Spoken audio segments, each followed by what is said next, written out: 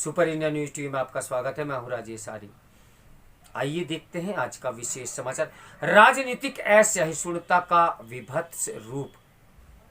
जैसी हिंसक और घृणित राजनीति ममता बनर्जी के शासन वाले बंगाल में होती है, वैसी अन्यत्र कहीं नहीं होती।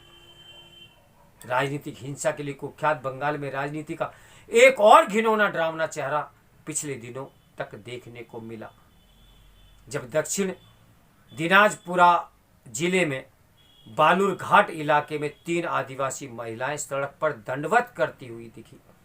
उन्हें दंडवत करते हुए करीब 1 किलोमीटर चलकर तृणमूल कांग्रेस की सदस्यता फिर से ग्रहण करनी पड़ी। उनका अपराध यह था कि उन्होंने कुछ दिनों पहले करीब 200 लोगों के साथ भाजपा की सदस्यता ग्रहण कर ली थी। उनका ऐसा करना तृणमूल कांग्रेस के स्थानीय नेताओं को रास नहीं आया। उन्होंने उन पर दबाव बनाया और इस क्रम में इतना आतंकित किया कि उन्हें 1 किलोमीटर तक रेंगते हुए तृणमूल कांग्रेस के दफ्तर पर जाना पड़ा। कोई भी समझ सकता है कि उन्हें ऐसा करने के लिए विवश किया गया होगा और अंजाम भुगतने की चेतावनी दी गई होगी।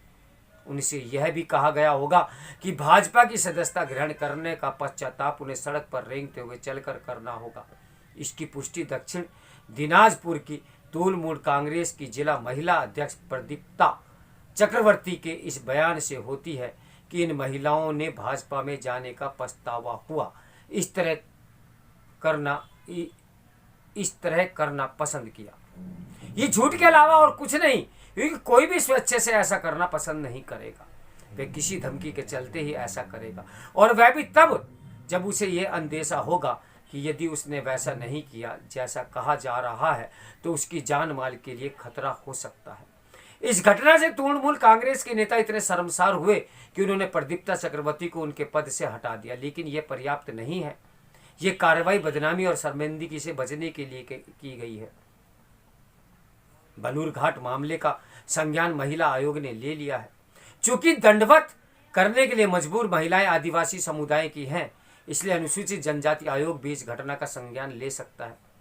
यह समझ आता है कि किसी दल के नेता और कार्यकर्ता दूसरे दल की सदस्यता ग्रहण कर लें तो उनके नेताओं को यह पसंद नहीं आता। लेकिन आमतौर पर जब ऐसा होता है कि संबंधित दल के लोग उनकी निंदा करने तक सीमित रहे, या फिर बहुत होता है तो ऐसे आरोप लगते हैं कि वे मौकापरस्त हैं, दल बदलू हैं, सिद्धांतहीन हैं और किसी लालच में उन्होंने अपना राजनीतिक निष्ठा बदली है।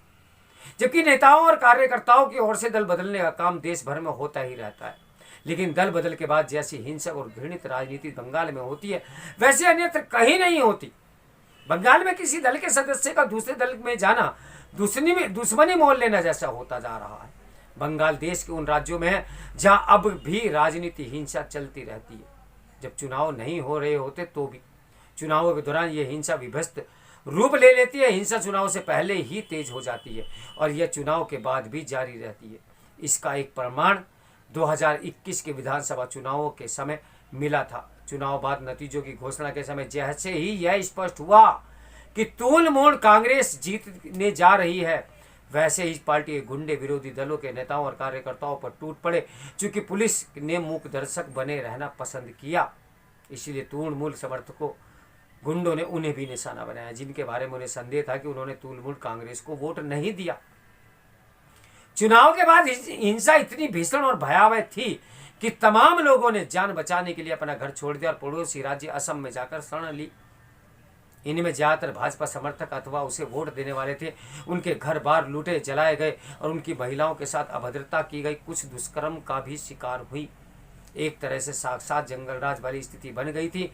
लेकिन ममता बनर्जी का यही कहना था कि कहीं कोई हिंसा नहीं हुई और राज्य सरकार को बदनाम करने के लिए झूठा प्रचार किया जा रहा है। स्पष्ट है कि इसी से हिंसा करने वाले तत्वों का दुस्साहस और बढ़ा। यह हिंसा कितनी व्यापक थी इससे समझा जा सकता है कि करीब 60 लोग मारे गए थे। सैकड़ों लोगों को अपने घर बार छोड़कर अन्यत्र शरण लेनी पड़ी थी। इनमें से कुछ तृणमूल कांग्रेस समर्थक गुंडों के भय से अभी भी लौट कर नहीं आए हैं।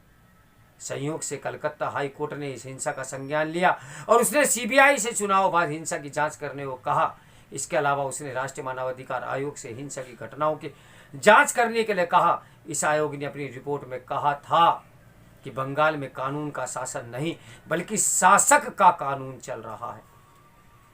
बंगाल के हालात को देखते हुए इस नतीजे पर पहुंचने के अलावा और कोई उपाय नहीं कि ममता बनर्जी के शासन में राज्य राजनीतिक हिंसा के मामले में उससे भी खराब स्थिति में पहुंच गया है। जहां वाम दलों के शासन के समय था, तृणमूल कांग्रेस के किसी नेता और कार्यकर्ता के दूसरे दल में शामिल होने का मतलब है कि आफत बुलाना।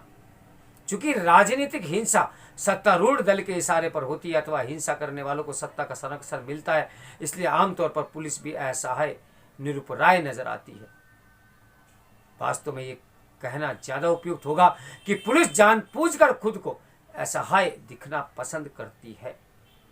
राजनीतिक हिंसा की एक निकृष्ट संस्कृति को संरक्षण देने वाली ममता बनर्जी की आलोचना इसलिए नहीं होती क्योंकि वे कथित तौर पर सेकुलर खेमे की नेता हैं।